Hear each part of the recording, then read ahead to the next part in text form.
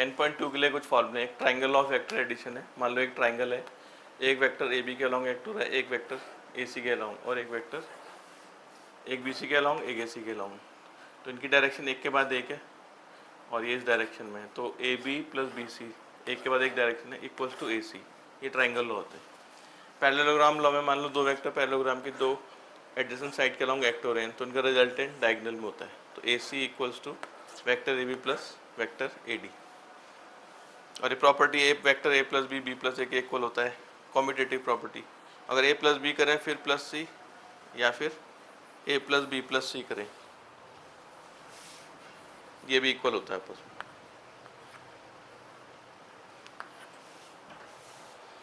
अब एक components of vector, मान लो पी पॉइंट है, इसके कोऑर्डिनेट है एक्स वाई जेड। ये हमने क्यूबॉइड बना लिया, ये पी पॉइंट है, इसके कोऑर्डिनेट एक्स वाई जेड है। ये वाई एक्सिस है, ये एक्स एक्सिस है और ये जेड एक्सिस। तो डिस्टेंस होगा वाई, ये एक्स होगा, ये जेड होगा, ये इसके पैरेलल है, ये भी जेड होगा। तो एक्स एक्सिस के लॉन्ग यूनिट वेक्टर हम लेते हैं आई, वाई एक्सिस के लॉन्ग जे और जेड एक्सिस के लॉन्ग के। तो ओ बी की वैल्यू होगी वाई जे और ओ ए की वैल्यू होगी एक्स आई। इसमें कैप भी लगा देते हैं यूनिट वेक्टर के लिए। और ये जो डी पी की वैल्यू है, ये ओ सी के इक्वल है, ये हो जाएगी जेड आई जेड के। तो अगर हम इसमें पैरेललोग्राम लॉ लगाते हैं तो ओ डी किसके इक्वल होगा, ओ बी प्लस ओ ए के इक्वल।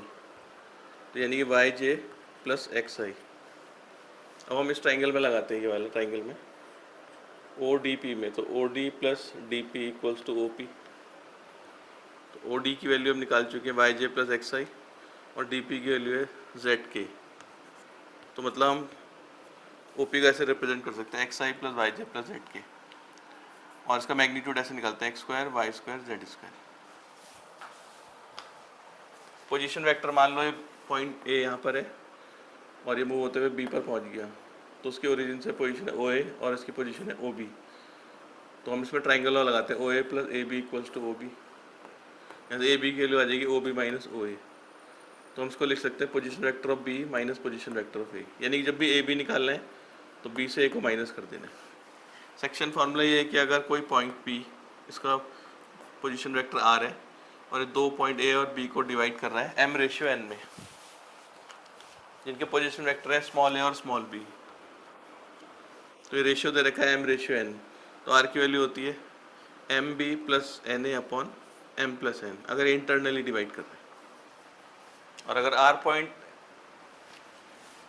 एक्सटर्नली डिवाइड कर रहा है, अगर आर पॉइंट आर ही बाहर होगा, A C ratio B C M ratio N, तो आर की वैल्यू होगी M B minus N A upon M minus N.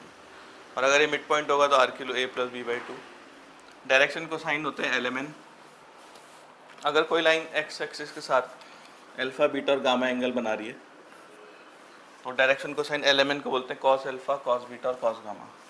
तो मैं एक के लिए बताया, तो जैसे कि ये कोई लाइन है, एक्स एक्सिस का अल्फा एंगल बनाया, ये एक्स कोऑर्डिनेट है, ये इसकी लेंथ है आर, कॉस अल्फा लगाएंगे तो मिलेगा एक्स अपॉन आर, तो एक्स के वैल्यू एल आर। ऐसे वाई के वैल्यू एम आर आ जाएगी, जेड के वैल्यू एन आर। तो कोई वेक्टर हम ऐसे लिखते हैं एक्स आई वाई जे जेड के, एक्स को एल आर रख देते हैं, वाई को एम आर, जेड को एन आर कॉमन लेके नीचे आ जाएगा और ये यूनिट वेक्टर होता है। तो आर कैप यानी unit vector equals to L I plus M J plus N K. तो जब भी डायरेक्शन को साइन निकालने के लिए बोलेंगे यूनिट वेक्टर निकाल देंगे। और L square M square N square 1 होता है, और अगर एल एम एन का रेशियो निकालें तो वो ए बी सी के इक्वल होता है। इनको डायरेक्शन रेशियोज बोलते हैं।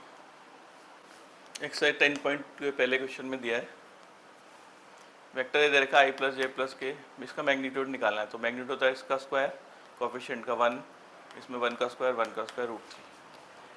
ऐसे बी दिया है 2i माइनस 7j माइनस 3 के, इसका भी मैग्नीट्यूड निकालना है। तो 2 का स्क्वायर माइनस 7 का स्क्वायर माइनस 3 का स्क्वायर, सॉल्व करोगे 62। इस थर्ड में दिया है वेक्टर सी दे रखा है 1/√3i 1/√3j माइनस 1/√3k, इसका मैग्नीट्यूड निकालना है। तो इसका स्क्वायर प्लस इसका स्क्वायर, तो उसको सॉल्व करके 1। सेकेंड क्वेश्चन में बोला है दो वेक्टर ऐसे लिख के दिखाने जिनका मैग्नीट्यूड सेम है पर डायरेक्शन डिफरेंट है। तो हमने मान लिए दो वेक्टर, वैसे बहुत सारे होंगे, इनफाइनाइट होंगे, तो दो ही ले लिए, आई प्लस जे प्लस के, इसका मैग्नीट्यूड भी √3 आएगा निकालेंगे तो, और इसका भी √3, पर डायरेक्शन डिफरेंट है, माइनस जे ले लिया। थर्ड क्वेश्चन में बोला है दो वेक्टर निकालें जिनका मैग्नीट्यूड डिफरेंट है पर डायरेक्शन सेम है।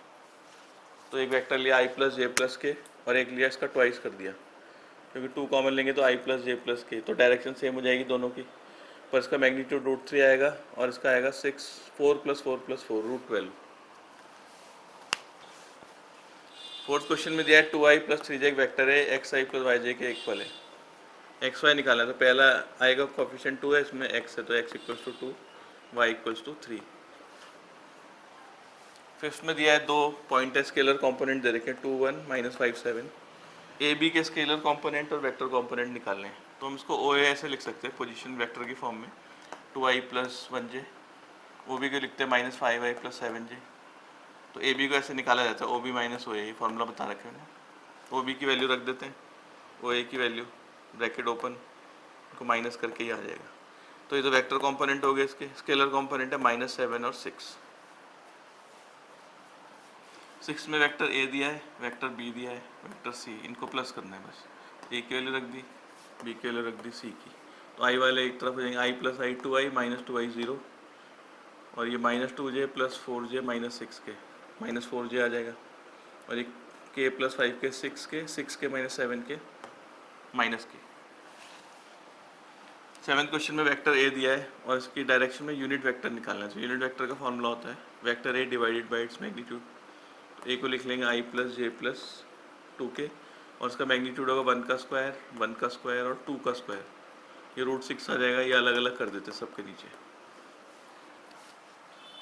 8 में p और q 2 पॉइंट दिए हैं, इसमें एक यूनिट वेक्टर निकालना है पी क्यू की डायरेक्शन में। तो हमें पी क्यू निकालना है, पहले ओ पी लिखते हैं i + 2j + 3k, O Q लिखते हैं 4i + 5j + 6k। तो पी क्यू ऐसे निकालते हैं ओ क्यू - ओ पी, इसको माइनस कर देंगे, ये जाएगा 3i, ये भी 3j, ये 3k। अब इसके लिए यूनिट वेक्टर निकालना है। तो यूनिट वेक्टर का formula vector divided by its magnitude. तो वेक्टर की वैल्यू ये है, इसका मैग्नीट्यूड क्या होगा 9, फिर 3 का स्क्वायर 9, 3 का स्क्वायर 9, ये 27 हो जाएगा, 3 √3 आएगा, 3 कैंसिल, √3 हर एक के नीचे अलग अलग ले जा लेंगे। 9th क्वेश्चन में दिया है ए की वैल्यू दे रखी है बी की, यूनिट वेक्टर निकालना है ए + बी की डायरेक्शन में। तो पहले ए + बी इनको प्लस कर देते हैं, ये जगह i 0j k, इसको हमने कैपिटल ए मान लिया। तो यूनिट वेक्टर निकालने के लिए vector A divided by magnitude, तो i + k डिवाइड बाई इसका मैग्नीट्यूड 1 + 1 √2, तो √2 अलग अलग। 10th में वेक्टर ए दिया है और हमें ऐसा वेक्टर ढूंढना है जिसका मैग्नीट्यूड 8 टाइम्स होना चाहिए, unit vector in the direction of. 10th question में वेक्टर दिया है ए और हमें एक ऐसा वेक्टर निकालना है इसकी डायरेक्शन में जिसका मैग्नीट्यूड होगा 8। तो पहले हम इसकी डायरेक्शन में यूनिट वेक्टर निकाल लेंगे और उसको 8 से मल्टीप्लाई कर देंगे, क्योंकि इसका मैग्नीट्यूड 1 है, 8 से मल्टीप्लाई करके मैग्नीट्यूड इसका 8 हो जाएगा। तो 8 टाइम्स ऑफ यूनिट वेक्टर निकालने के लिए vector divided by its magnitude, इसका 25 -1 का स्क्वायर 1, 2 का 4, √30 आ जाएगा, फिर अलग अलग कर देंगे। 11 में दिया ए और बी 2 वेक्टर दिए, बताना है कोलिनियर हैं। तो हम बी में क्या करते हैं -2 कॉमन ले लेते हैं, ये आ जाएगा अंदर। अभी वापस ए बन गया, तो बी = ट्वाइस ऑफ ए, तो इसका मतलब ये कोलिनियर है। 12th में दिया है वेक्टर दिया है, इसके डायरेक्शन को साइन निकालना है। तो यूनिट वेक्टर निकाल लेंगे, vector divide by its magnitude, 1 + 4 + 9, 14 हो जाएगा, अलग अलग कर देंगे। तो यूनिट वेक्टर के जो कोफिशिएंट होते हैं यही डायरेक्शन को साइन होते हैं। इसमें ए पॉइंट दिया है, बी पॉइंट दिया है, ये कह रहे हैं कि ए बी के डायरेक्शन को साइन निकालना है। तो ओ ए को लिख सकते हैं i + 2j - 3k, O B को -i -2j + k। तो वेक्टर ओ बी ऐसे निकाला जाता है, ओ बी - ओ ए, माइनस कर देंगे इनको, ओ बी से ओ ए को, ये आ जाएगा। तो डायरेक्शन को साइन निकालने के लिए यूनिट वेक्टर निकालते हैं, A B divide by magnitude. तो ए बी ऊपर, इसका मैग्नीट्यूड 4 + 16 + 16, तो 36 का √6 अलग अलग कर देंगे, ये एलिमेंट की वैल्यू हो जाएगी। 14 में दिया है कि वेक्टर आर इक्वली इंक्लाइंड है तीनों एक्सिस के साथ। तो यूनिट वेक्टर निकाल लेते हैं, vector divide by magnitude i + j + k upon √3 अलग अलग कर देंगे, ये एलिमेंट आ जाएगा। एलिमेंट इक्वल आ रहे हैं, मतलब cos alpha cos beta cos gamma equal है, तो अल्फा बीटा गामा इक्वल है, इक्वली इंक्लाइंड है। 15 में 2 वेक्टर दिए हैं और वेक्टर ढूंढना जो इंटरनली डिवाइड करता है। तो इसका फॉर्मूला लिखा रखा है मैंने, 2b + a अपॉन 2 + 1। तो उसको 2 से मल्टीप्लाई करेंगे, प्लस ये करेंगे अपॉन 2 + 1 3, ये आ जाएगा। External limit 2b - a upon 2 - 1, minus करेंगे और अपॉन 2 - 1 1, ये इसका आंसर। 16 में वेक्टर ए दिया है 2i, 2i plus 3j plus 4k, B दिया 4i plus j minus 2k। Mid point निकालना है इनका, तो आर मिड पॉइंट का फॉर्मूला होता है ए प्लस बी बाई टू। ए और बी को प्लस करेंगे 6i plus 4j plus 2k upon 2, बस 2 से डिवाइड करके आंसर। क्वेश्चन 17 में पोजीशन वेक्टर दे रखे हैं ए बी सी के, ओ ए की वैल्यू ए दे रखी है ये, बी ओ बी की वैल्यू ये, ओ सी सी और ये। पहले हम इसमें ए बी निकाल, इसे बताना है कि राइट एंगल ट्राइंगल है।